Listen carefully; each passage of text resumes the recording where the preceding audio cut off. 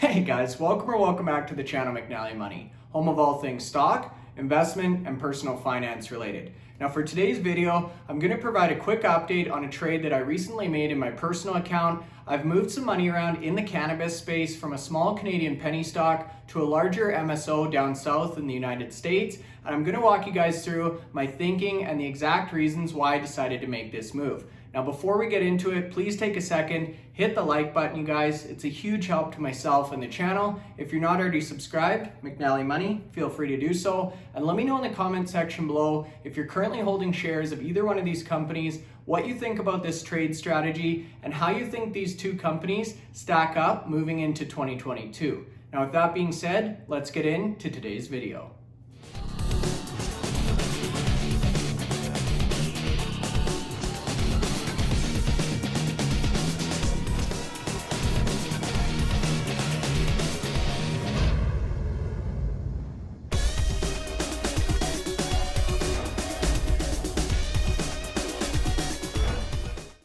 Okay guys, so that's right. Today's video, I'm going to be providing a quick update on a trade that I've made in my personal account. And as the thumbnail implies, I've now exited my position in the Valens Company, ticker symbol VLNS on the Toronto Stock Exchange, and rotated or moved that money into Trulieve. Now I'm going to talk in this video about a couple of the reasons I decided to make this move. We're going to look at some recent news from the Valens Company, one bullish article, one bearish article. Then we're going to look at some of the metrics on Trulieve, talk about why I'm so excited about this business moving into 2022, and then end out the video with some recent developments in regards to US Federal Legalization and legislation updates. Now, as you can see on the screen here, this is a 6-month chart on the Valens Company. This is a position that I've been holding for quite some time. If you've been following my channel, you'll know this was one of my core positions or holdings over the last couple of years. I've been slowly trimming this position and exiting on strength, and I finally did end up exiting my entire or my last few shares in the Valens Company right around the first week of February. Now, this did take a lot of thinking on my part. This is a company that I held near and dear to my heart, but honestly, I feel like there's better opportunities right now in the cannabis space, particularly with more exposure to the United States. Now, based on this chart, you can see the Valens Company has been on a tremendous downtrend, even on a split adjusted basis. So this company did a 3-to-1 reverse split. They were trading in the range of about $9 to $10 Canadian, and they pulled back all the way to a low of about $2.16. Now, with that being said, if we zoom into a 1-month view here, you can see at the start of the month, the Valens Company did go on quite a run. So they jumped up from the low 2s all the way to about $3.70. You can see the high here. And since then, they have pulled back about $1 a share to trade into that $2.84 range. You can see they were down about 6% or 18 cents as of close on February 17th to close out at $2.84 Canadian. Regrettably, I did exit this position maybe a little bit early in the low 2s. I wasn't able to take advantage of that big run up we saw right at the start of February there, which was really in relation to one of the articles which we're going to talk about next up in this video. So this is the first article here. The Valens Company begins manufacturing of cannabis-infused beverages at their GTA facility or their Pommies facility and signs manufacturing partnerships. So the first shipments of beverages have shipped to Ontario, and purchase orders for British Columbia, Alberta, Manitoba, and Yukon are expected to be fulfilled in the coming days. Now this GTA facility is highly automated. It's purpose-built, you guys. I'm going to show you a picture of the facility on the next slide here. They really do have quite an impressive operation, and as you can see, they have the ability to manufacture more than 8 million units of cannabis-infused beverages in a single shift. So compared to Molecule, which we just talked about on the channel last week, I think they have a capacity of about 2 million cans per year on a single shift with the ability to ramp that up to 20 million. So at this point in time, the current operating capacity at the Pommies or Valens facility is about 4 times that of Molecule. But again, Molecule has the ability to scale up with very minimal capital investment. Now, in terms of the actual products that are going to be bottled or canned at this facility, it's a range of 355 milliliter bottles and cans. So the A1 beverage, those are the bottles, are going to be 10 milligram dose, Summit branded raspberry lemonade and peach lemonade THC drinks. The Versus cans are 355 milliliter cans, again 10 milligram dosage, all THC focused. They're going to be all seltzer based drinks, so black cherry, lime, grapefruit, and mango. So in total, 6 different SKUs or flavor profiles that are going to be manufactured at this facility on the onset. And again, Valens, similar to what we've talked about on the channel previously, is looking to take advantage of the rapidly growing beverage segment within the overall cannabis market. So this was definitely a positive development. This came out on February 10th, and I think that's really why we saw that big move in share price around the first week or week and a half of February, was on the back of this major manufacturing development. So that's the bullish article that I mentioned we were going to cover for Valens. If we now take a look at the next slide here, you can see an actual look at the production facility. So it's a 30,000 square feet licensed manufacturing space, all state of the art here. This is about a 1.5-minute video on the Valens corporate website, so I'd encourage you to go take a look. Ultra automated beverage manufacturing facility. Again, one of the best in class, at least here in Canada. So now we're going to shift gears and talk about the more bearish sentiment around this company. This article, interestingly enough, also came out on February 10th, talking about analysts just shaving their price prediction, their revenue estimates, and their earning per share estimates for the Valens Company moving into 2022. So this company does have a fairly strong analyst following. There's quite a range of analyst estimates or forecasts around this company. And as you can see in this article, analysts delivering a substantial negative revision to next year's forecast, revenue and earnings per share. So a double reduction here. Forecasts were both revised downwards, with analysts seeing gray clouds on the horizon. And the article actually calls out, this is in stark contrast to the share price growth we saw over the last couple trading sessions. However, as the article goes on to say here, the numbers or the revisions that analysts have now put forward are quite significant. So in terms of what those numbers actually are, they originally were estimating the Valens Company to have top line revenue for 2022 of about $177 million. So that's now been trimmed to $144 million Canadian. So about $33 million of top line revenue has been shaved off. Now, even with that reduction, you're still looking at about a 90% improvement in sales compared to the current or last 12-month period. So still a tremendous amount of revenue growth, but substantially less than initially thought by estimates. And in terms of the loss per share, they were initially targeting a loss of 29 cents Canadian per share in 2022.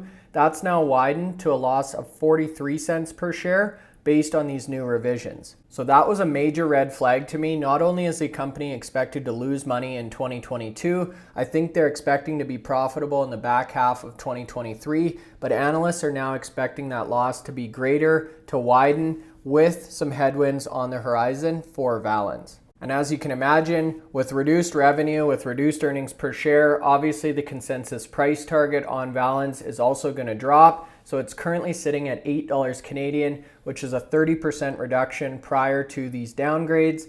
Now, as mentioned, there is a wide range of analyst price targets on this company. So on the low end or the bearish side of things, $5.25 Canadian per share. And the more bullish analysts have Valens coming in at $11.25 within the next 12 months. So still a tremendous amount of growth in the forecast for the Valens Company in terms of revenue and share price or share price targets. But for me personally, there was a lot more risk added to this company. We're seeing a lot of headwinds on the horizon here. They're really relying a lot on US Federal Legalization, and they don't have a very strong balance sheet at this point in time. They just took out a $40 million line of credit or loan with a 10% annual interest rate. So they're paying, I believe, $1 million Canadian per quarter in interest, which is a significant amount of money for this company at this point in time. And as we just talked about, they're still putting up negative earnings per share or losing money each and every quarter. So the bottom line, as it's laid out in this article, the most important thing to take away is analysts increased their loss per share estimate for next year, and they also downgraded their revenue estimates. Although our data indicates revenues are expected to perform better than the wider market, which we just talked about, that 90% growth, given the scope of these downgrades, it would not be a surprise to see the market become more wary of this business. And that's exactly what we've seen with this big $1 Canadian sell-off in the last week's worth of trading. So now enter Trulieve Cannabis. So this is a company that I've actually rotated my money into. I was able to pick up shares at $26.64 Canadian.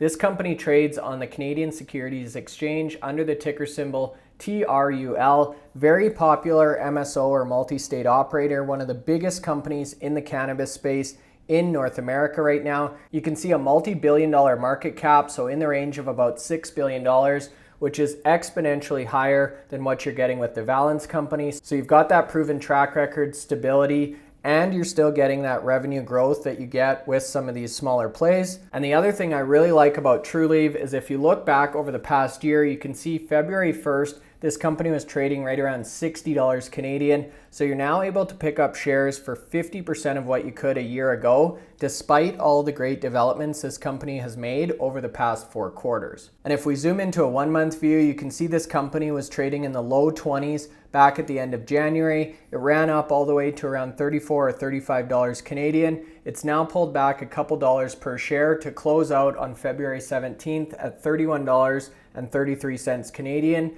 which was down 4% on the day. So a couple other interesting stats I wanted to point out about Trulieve. So we're going to take a look at their revenue here. This is their revenue growth charted out quarterly over the last couple of years. I think there's 15 quarters or so on the screen here. You can see each and every quarter they've shown positive revenue growth, and they're now sitting at the highest revenue numbers the company has ever seen in its existence. So if we take a look at this most recent quarter, you're seeing top line revenue of $224 million.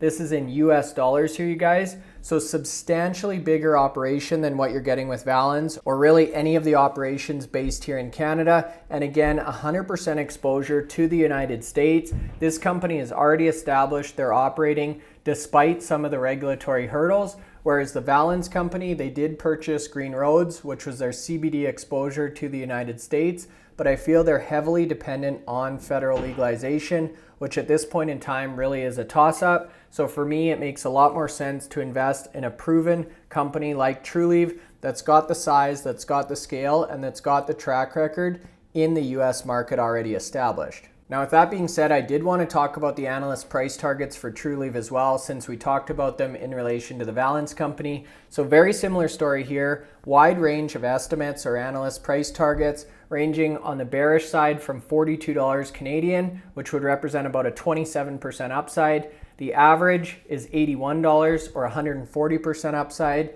And the most bullish analysts have a current price target on Trulieve of $142 Canadian, which represents 323% increase from where shares are currently trading today. So still getting that tremendous growth, top line revenue, earnings per share, and share price or analyst price target. But again, you've got the stability and you've removed some of that risk from the equation. So in terms of top line revenue, the average analyst has this company putting up $1.6 billion in 2022, $1.8 billion in 23, $2.5 billion in 24, all the way up to $3.5 billion in 2025.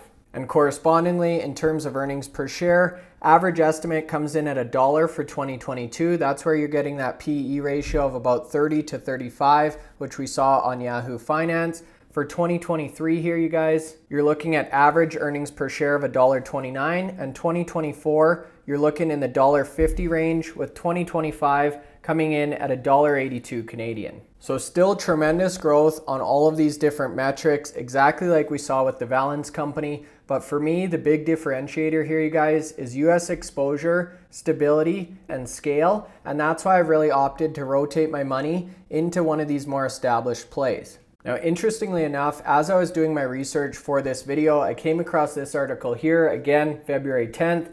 Cannabis industry has seen a big disconnect between stock prices and performance, according to lead strategists. So this interview is with Dan Ayers, portfolio manager of Advisor Shares Pure Cannabis ETFs.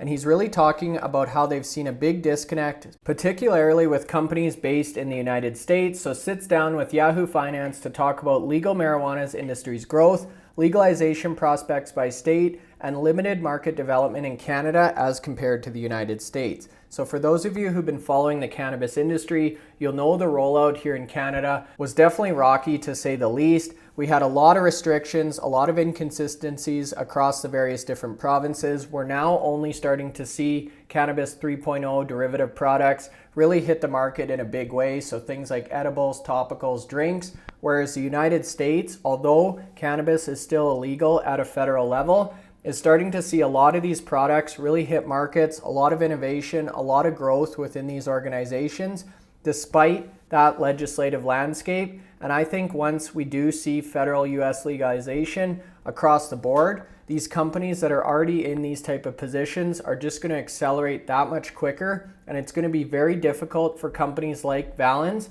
who do have their foot in the door, but not to the same extent, to really get a foothold in this major market. And interestingly enough, Dan also provides his top 4 picks in relation to the US cannabis market. So we've talked about a number of these on the channel: Green Thumb, Trulieve, Curaleaf, and Verano Holdings Corporation. So it was really encouraging for me, number one, to reaffirm my thesis here, my exposure to the United States, and secondly, to see that Trulieve was on the list and one of the top picks in terms of a value play right now for cannabis exposure.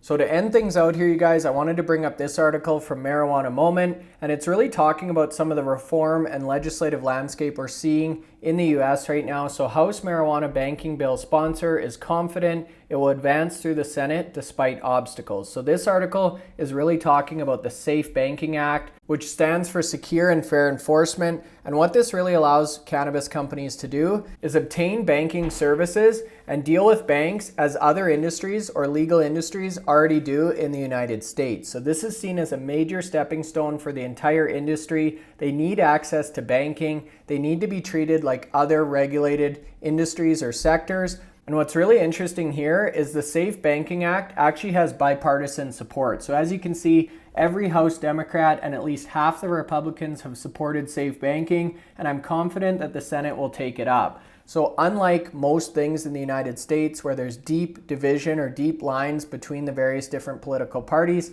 the SAFE Banking Act is unanimously agreed on. It's seen as a beneficial change for the country, and I think this really will get pushed through and lead to future developments down the road. And that's exactly what you see in this article. Really, I'm pretty confident that it's going to happen. I think this is the bill that's going to break the ice, and then other things can be added or advocated for over the course of the next few months and years. So this is really the major catalyst in my mind right now, you guys, is getting more exposure to the United States as I'm starting to see the wheels really start to turn down south. And that's why I've decided to pull my last position out of the Valens Company and transition this money over to Trulieve. So as mentioned, I was able to pick up shares at $26.64 Canadian. So I'm up about 15% already on my Trulieve position. Now that being said, I did take quite a handsome loss on the Valens Company. I never advocate for selling companies at a loss, especially when they're near 52-week lows. But in this specific situation, again, I wanted scale, I wanted scope, I wanted security. And I think Trulieve really does offer a perfect balance. They're already profitable. Their PE ratio is trading in the 30 to 35 range, which is phenomenal for a company with this amount of growth in this type of industry. And compared to the Valens Company, who just had their revenue and earning per share estimates trimmed, I think this is a lot better investment for me strategically over the next couple of years. Now, with that being said, I'd be super curious to hear your thoughts. If you're currently holding shares of either one of these companies, what you think about going for the bigger MSOs compared to some of these smaller, more risky penny stocks here in Canada. Let me know below, you guys. I personally respond to each and every comment. With that being said, if you're still watching the video at this point, hopefully you found some value. So make sure you hit the like button on your way out. If you're not currently subscribed to the channel, McNallie Money, feel free to do so. And with that being said, thanks so much for watching and have a great rest of your day.